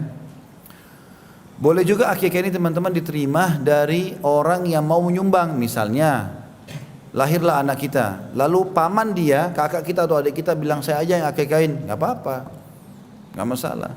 Atau ada teman kita bilang sudah akikahnya dari saya, nggak apa-apa, terima saja, nggak ada masalah. Walaupun kita mampu, boleh kita niatkan itu. Itu pendapat sebagian ulama berhubungan dengan masalah itu.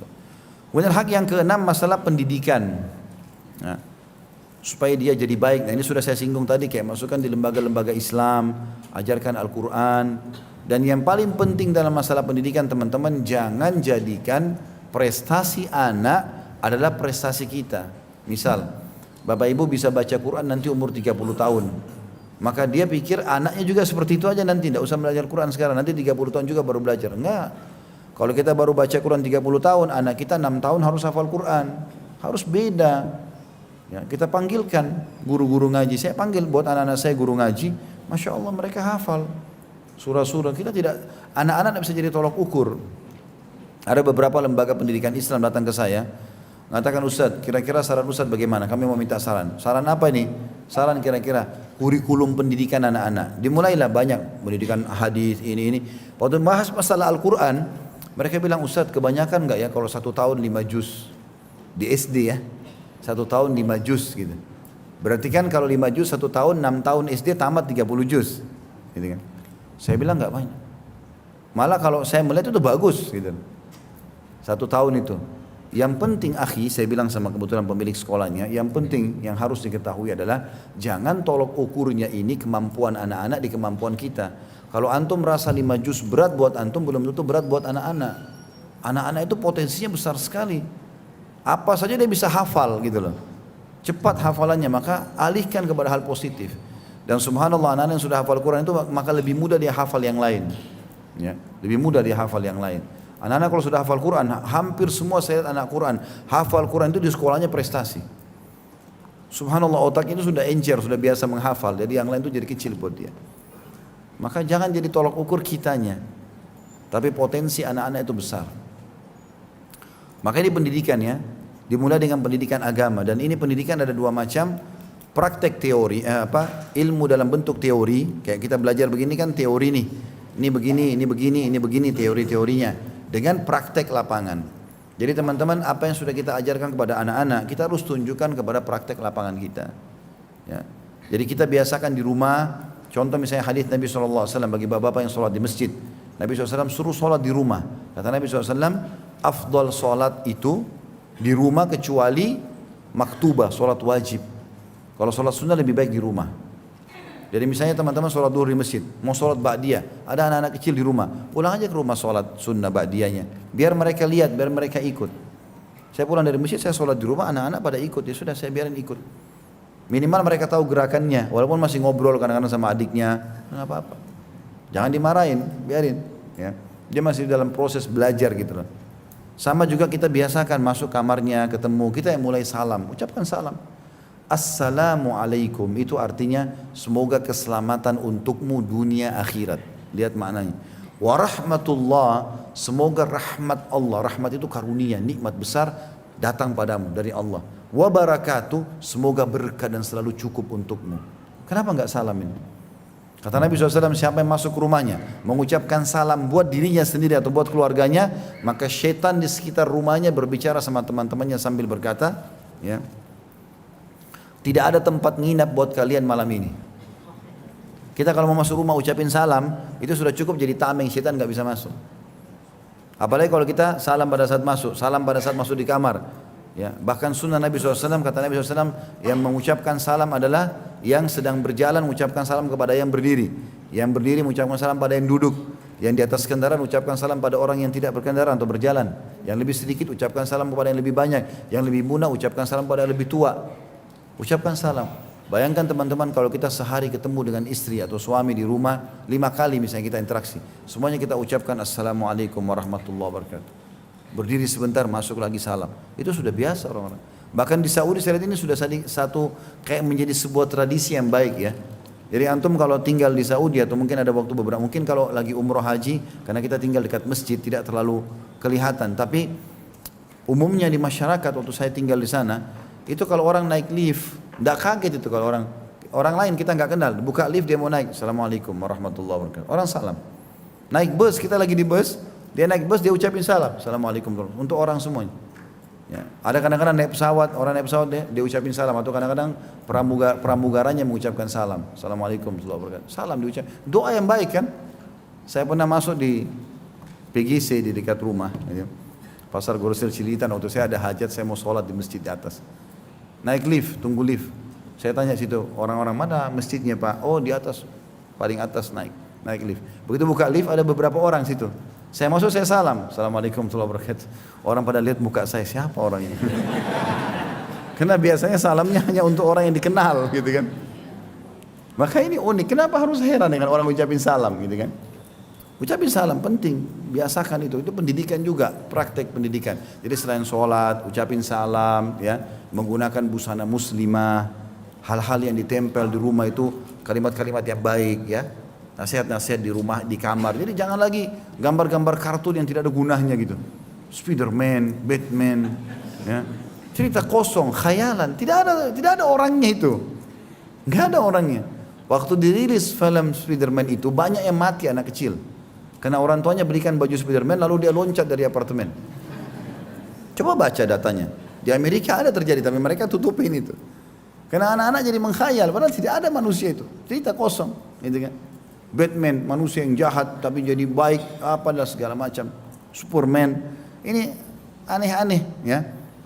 Itu cerita banyak lah ya. Doraemon, cerita boneka bisa bicara sama orang, kasih apa yang dia mau. Kita kadang-kadang tidak sadar berikan buat anak kita ditaruh di kamar, di ranjangnya. Kalau kita lagi masuk di kamar, orang tua mungkin dia ngomong sama boneka itu. Karena ajarin pendidikan yang salah, boneka sama patung sama saja. Untuk apa ini? Jangan rusak pendidikan-pendidikan mereka. Ajarkan kepada mereka hal yang baik. Ya, kalaupun ada sesuatu tulisan-tulisan apa ayat Al-Quran atau hadis Nabi, ini loh nak artinya ini ya, hafal ya, biasakan mereka lihat. Saya dulu dapat sebuah ilmu pada saat masih di kampus di Madinah. Dulu kami asramanya itu tempat tinggalnya 5 lantai. Satu lantai mungkin ada 20 kamar, satu kamar ada 3 orang. Ini rame-rame. Satu kamar tuh dicampur dari semua negara supaya kita selalu pakai bahasa Arab. Saya dulu kebetulan pernah dapat lantai 5. Dan setiap mau ke masjid turun tangga ke masjid itu. Nah itu di setiap lantai kalau mau turun itu dipasang inisiatif pengurus asrama itu ditaruh tulisan misalnya hadis ya atau misalnya perkataan bait syairnya Imam Syafi'i, Imam Malik. Jadi kita setiap turun di waktu sholat itu lihat. Saya sampai ada yang saya hafal, banyak yang saya hafal dari situ. Karena seringnya lihat, turun lihat lagi. Coba di kamar anak-anak ditulis. Gitu. Itu bagus. Mereka baca, jelasin ini loh begini. Yang dibacain itu cerita-cerita tentang Nabi, tentang sahabat. Bukan lagi Cinderella, mengkhayal, tongkatnya bisa mengubah ini dan itu. Mengkhayal semua. Bahkan sampai satu kamar semuanya itu. Ya. Semuanya itu, spraynya itu, gordennya itu. Bohong semua ini. Ini hati-hati. Bahaya sekali pada pendidikan. Ya. Kartun Tom and Jerry itu. Itu apa isinya? Berantem. Ya kan? Pukul-pukulan.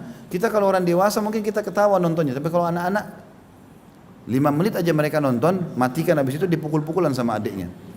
Dan ceritanya kan bahaya. Jatuh dari tangga nggak mati, kena setrika nggak mati, ini wah. Kan bahaya, kepalanya gepeng bisa kembali. Saya tahu karena waktu kecil juga saya pernah lihat.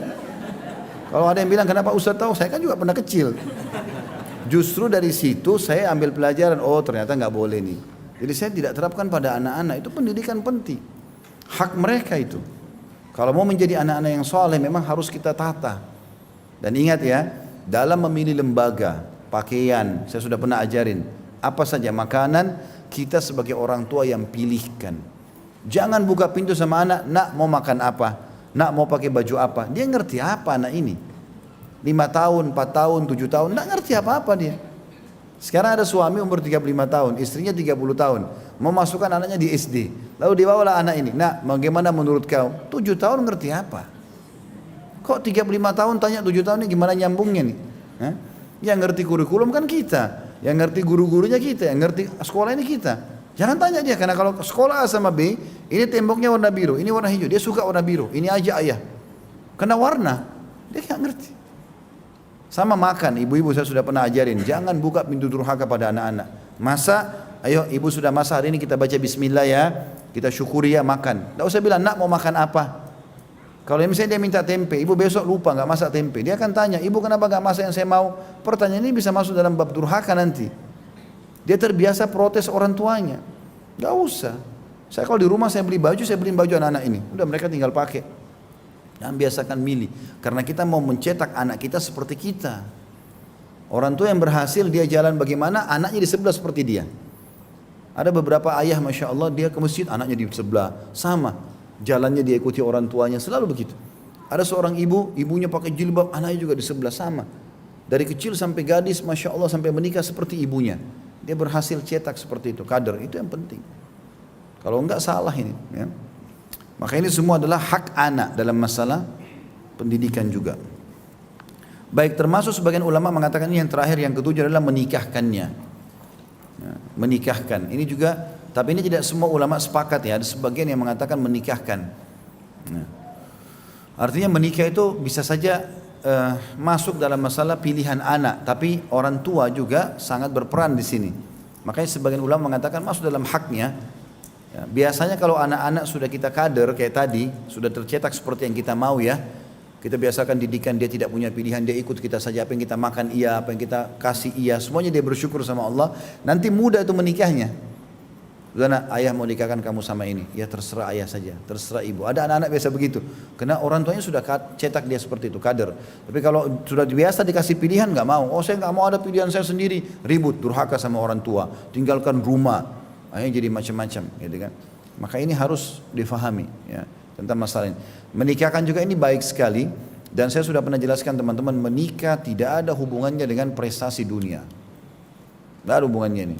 Jangan pertemukan antara kamu nanti nikah anak kalau sudah sarjana.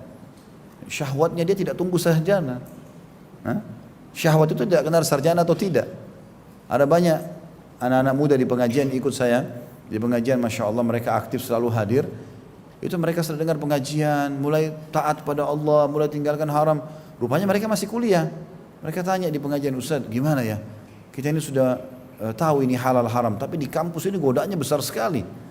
Perempuan tidak pakai tutup aurat, biasa bercanda, mereka keluar acara pesta, keluar kota.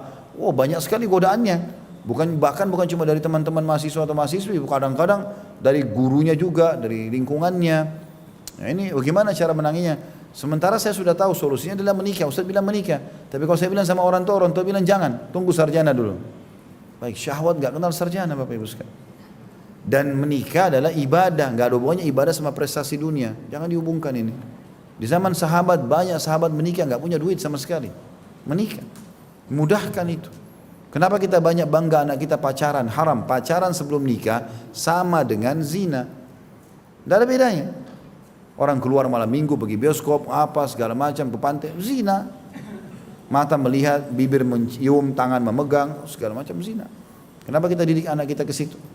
Jangan. Kenapa kita tidak malu teman-teman? Banyak orang begitu, muslimah. Ya, punya agama, muslim bapaknya. Lalu anaknya gonta-ganti pacar nggak malu. Hari ini datang si fulan naik motor, nanti bulan depan motornya beda, orangnya beda. Tetangga tanya kenapa? Siapa ini? Oh ini pacar anak saya. Yang bulan lalu mana? Itu pacar juga sudah diputus sama anak saya. Bangga dengan putus-putusin. Nah. Tapi kalau dia pasang tenda depan rumah menikah, oh menikah muda, ada apa nih? Oh, kenapa ada apa? Orang jalankan sunnah Nabi kok ada apa? Yang saya bilang sama istri saya, anak-anak ini nggak ada ceritanya, jangan campurin itu hak saya. Ya. Kalau anak-anak saya walinya, menikah pada waktunya. Nggak ada ceritanya itu tunggu sekian lama, nggak ada. Kita justru membantu berapa banyak anak-anak malah jadi dewasa karena itu. Ini kalau bapak ibu mau anaknya jadi anak yang soleh, yang akhirnya menjadi penyebab bertambahnya amal kalau kita meninggal. Karena yang ketiga adalah anak soleh yang mendoakan. Kenapa dikatakan anak soleh? Karena kalau yang tidak soleh tidak akan mendoakan. Mustahil lah dia doakan, dia sibuk dengan diri sendiri. Maka itu tadi tahapan-tahapannya. Itulah poin ke-6 dalam kandungan hadis, perintah agar mendidik anak sehingga menjadi orang soleh. Yang terakhir, yang ketujuh, hadis ini menunjukkan keutamaan menikahi wanita yang soleh agar memperoleh keturunan yang soleh dan dapat mendoakan orang tuanya ketika mereka telah meninggal dunia. Dan ini sudah saya jelaskan tadi tentunya tentang masalah pentingnya pasangan yang baik dari awal. Itu hak anak yang pertama tadi. Baik, kita tutup teman-teman sekalian dengan hadis nomor 39. Kata Imam Bukhari rahimahullah, Yasar bin Safwan mengabarkan kepada kami, ia berkata, Muhammad bin Muslim mengabarkan kepada kami dari Amr dari Ikrimah, an Ibn Abbas radhiyallahu anhu, anna rajulan qala, ya Rasulullah, inna ummi tuffiyat wa lam tusi, afa yanfa'uha an atasaddaqa anha? Qala na'am. Dari Ibnu Abbas radhiyallahu anhu bahwa ia berkata, seseorang bertanya kepada Rasulullah SAW, wahai Rasulullah, ibuku telah meninggal dan belum sempat berwasiat. Apakah ada manfaat baginya jika aku bersedekah untuknya? Maka Rasulullah SAW menjawab, iya. Dan hadis ini hadis sahih, diriwayatkan Imam Bukhari tentu di sini. Dan kandungan hadis adalah hadis ini merupakan dalil dibolehkannya bersedekah atas nama mayit, dan hal ini bermanfaat karena pahala sedekah akan sampai kepadanya. Jadi kayak tadi kasus misalnya kita mau ada masjid lagi, ada celengan masjid, kita juga nyumbang di situ. Ya, maka kita bisa niatkan, misal kita cuma punya 10.000, udah ini buat saya sama ayah saya dan ibu saya. Jadi kita bisa dapat pahala sedekah buat kita, pahala sedekah buat orang tua, kita juga dapat baktinya orang tua. Maka ini juga termasuk bentuk bakti pada orang tua adalah bersedekah atas nama mereka, baik mereka hidup ataupun mereka sudah meninggal dunia. Apalagi kalau sudah meninggal, karena butuh untuk itu. Ya, butuh untuk itu. Allahu a'lam. Subhanakallahumma bihamdika asyhadu an la ilaha illa anta astaghfiruka wa atubu ilaik.